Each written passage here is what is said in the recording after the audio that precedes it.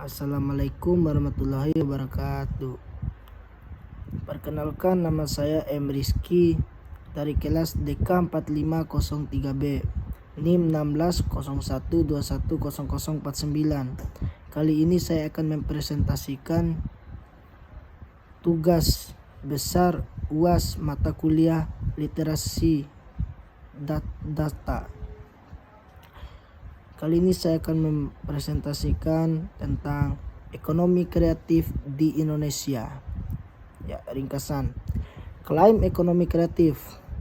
Kekuatan baru ekonomi Indonesia tidaklah berlebihan apabila dilihat dari sisi perkembangan dan kemajuannya saat ini. Oleh karena itu, ekonomi kreatif ini harus dikembangkan secara berkelanjutan dengan penguatan di segala aspek seperti sumber daya, industri, pembiayaan pemasaran, teknologi dan infrastruktur. Kelembagaannya pun harus kuat dan bersinergi antara pemerintah, masyarakat bisnis, intelektual dan komunitas. Sebagai bagian dari kelembagaan ekonomi kreatif haruslah bersinergi dalam menggali dan mengembangkan potensi-potensi yang ada. Pendahuluan.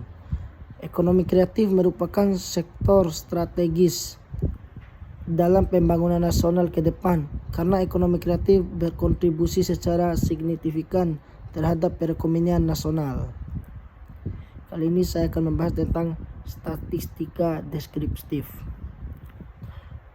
Kontribusi sektor ekonomi kreatif mencapai 7% terhadap PDB nasional, menyerap 11,8 juta tenaga kerja atau sebesar 10,72% dari total tenaga kerja nasional, menciptakan 5,4 juta usaha atau sekitar 9,68% dari total jumlah usaha nasional, serta berkontribusi terhadap devisa negara sebesar 119 triliun atau sebesar 5,72% dari total ekspor nasional.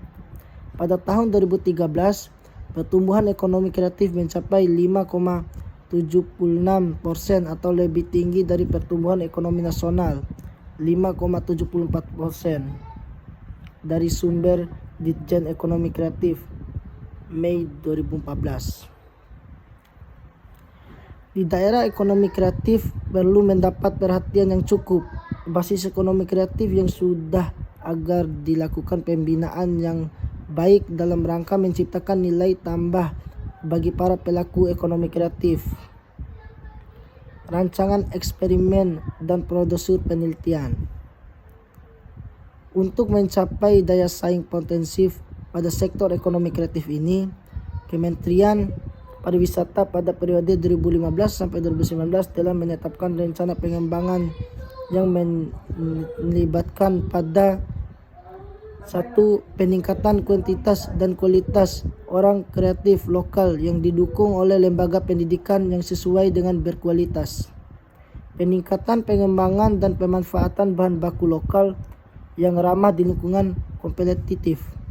3. Peningkatan pertumbuhan dan daya saing industri kreatif. 4. Terciptanya lembaga pembiayaan dan akses pembiayaan yang sesuai bagi wirausaha kreatif lokal. 5. Meningkatnya keragaman segmen dan pangsa pasar ekonomi kreatif. 6. Meningkatnya pengembangan dan akses terhadap infrastruktur dan teknologi yang sesuai kompetitif bagi industri kreatif. 7. Terciptanya iklim usaha yang kondusif dan meningkatnya ekspresi terhadap karya kreatif lokal. Yang terakhir, hasil dan kesimpulan.